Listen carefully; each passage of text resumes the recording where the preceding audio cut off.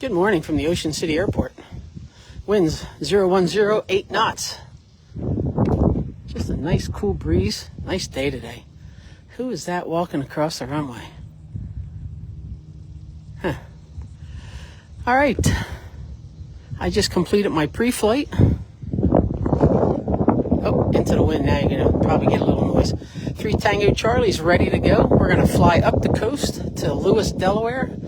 Then we're going to head over towards Georgetown, shoot an approach, and maybe grab some lunch there. All right, we'll pick back up once we're in the air.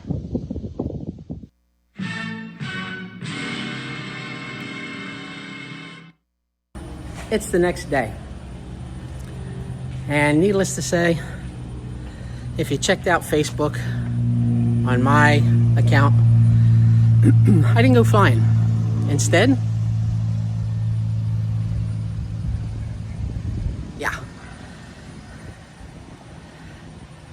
I hooked up the tug. Let's lock that in. Too close is scary. Hooked up the tug, and I forgot to tighten the bolts underneath that I knew that have been loose. Gave the tug a good tug while I hit the button to back it out of the hanger, or to pull it out of the hanger. The handle came flying out, didn't snag at all, and I went flying on my rear end. So, let me show you what happened. Okay, apparently this morning I did not capture the footage to explain what happened. I hooked the tug up, went to pull the plane out. I knew that the handle had been loose, and sometimes it comes out a little. I can slide it in.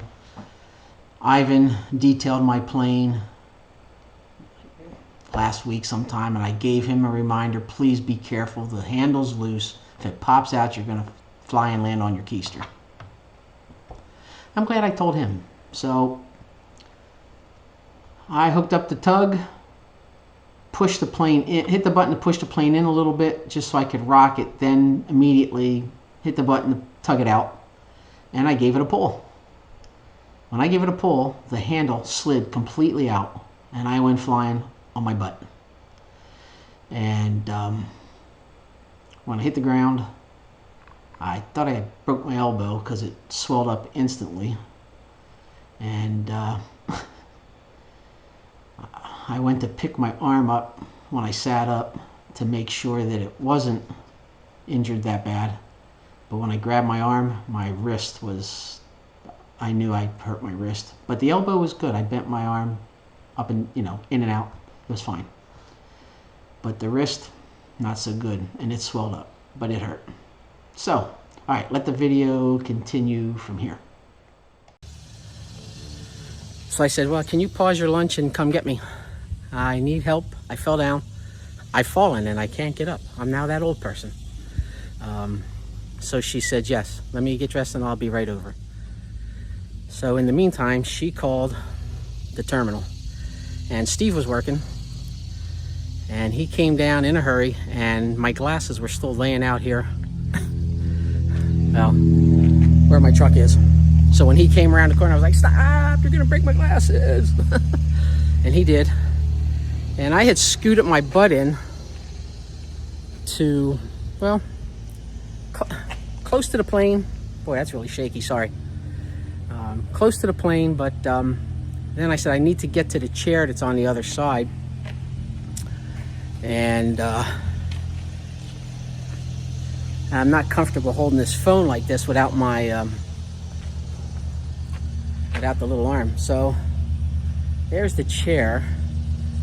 I was going to do the Dick Van Dyke stop, drop, and roll like you're on fire, in case of fire. If you're younger, you don't have a clue what I'm talking about, but us older folks, we remember that commercial as a child. So I did a couple revolutions towards that, flat on my back, and just rolled like a carpet. And every time I hit the elbow and wrist, it was painful. So when Steve pulled up, he brought the chair over to me. I grabbed that, and he grabbed me under my arms because my shoulders were okay, lifted me up, and of course he really wanted a doctor on me. He asked if I needed the Let me take a seat here. Oh boy. So Steve asked, he said, let me wipe that off with the alcohol drops. Oh, hell no, there's no skin left on the elbow. Don't touch it with alcohol. And he said, how about if I wrap it with gauze? I'm sorry, my hands are very shaky today. Nope, I don't need that. Just, I'm gonna get in the truck, and he said, I'll take you over to the urgent care. I'm like, nope, I can drive. And I thanked him. He closed down the hangar for me. God, my hands are so shaky today. I'm really sorry. And with that, I climbed in. He helped me with the seatbelt, and I said, no, I'm good. I grabbed it with my teeth to hold it while I hooked it with my right hand. Drove over and met Mary. She was there. I went in, and of course the doc sees the elbow, and she said, well, let's check that out. And she grabbed my wrist. I said, don't let go of my wrist. It's broke. And she goes, well, we don't know that until we actually. I go, trust me. After being in a major truck accident and an airplane accident in 18, I know my body better than anybody. It might be fat, it might be old, but I know it, and it's mine. So she let go of my wrist, and I said, look, and I bent my arm up and down. I said, look, it moves, no problem. My shoulders, or my elbow's good, my shoulder's good. I just lost some skin. I said, but my wrist is broke. So I went and got x-rays, and sure enough, she said the scaphoid bone, if that's pronounced right. If it's not, correct me down below. Or laugh first and then, comment down below. And so she told me to take some ibuprofen or some Advil or some Tylenol. Keep it elevated every couple of hours. Ice it for a half hour on top and bottom, which I've been doing faithfully, and I hate ice, except in drinks. And so today I changed the dressing on the elbow where it's really skinned up. And I decided to come over and try and fix the tug. So let's take a look at what I need to do. Steve tucked the handle back in my tug. And the plan is, first off, to tighten the bolts that I showed earlier. Those two bolts right there, which are now tightened. And I'm gonna drill here through the tube and put a locking bolt in. So even if they loosen up, that won't pull. So let's take a peek at how that's gonna get done. All right, I did not video drilling and putting the bolt in, but it is back together. The two bolts that I showed you earlier are, they're adjusted nice and tight. I don't know if you'll be able to see it. It's a really bright brand new bolt underneath this motor. Ow. Sorry, I gotta come around this side. Might be easier.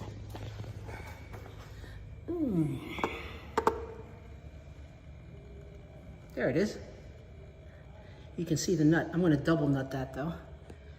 So it's bolted there, and it has the two lock nuts. Hopefully it will not pop out. I will not fall on my keister again. Thus I will not break any more bones. All right, that's it from the hangar today. I'm drenched, so it's time to go home, take a shower. And my flight physical's tomorrow. So as I said, my flight physical is tomorrow morning. And then from there I go to the specialist to take a look at my wrist, possibly get a cast, as long as he tells me I don't need any surgery.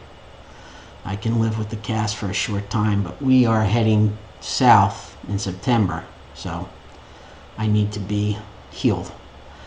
All right, thanks for watching. Hold on, I'll show you Mary's sock that I'm using to keep my fingers warm. I can't turn it that way. It's a little kitty paw. And I guess we'll take a look at this mess all the way around the elbow. And we'll report back from there. Hopefully it's not too long, because I need to get IFR current by the end of the month, but I'm not going to push it. I'll go to the sim in September if I have to, as long as I can use this to pull. I need to be able to use the yoke. So we'll see. It's all about I'm safe, and I don't have to get anywhere that important to take a risk and hurt myself or hurt my beautiful bride. Thanks for watching.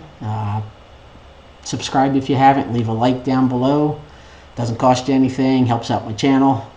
And leave a comment, even if it's all laughter. I mean, because, you know, when old people fall, it's but once everybody's okay, then they laugh and bust their chops. So I'm okay with that too. As my bride said, thankfully I didn't bust my head open or anything like that. And just a little bit of bruised ego and pride and a bone. A broken bone. Take care. We'll talk all again very soon.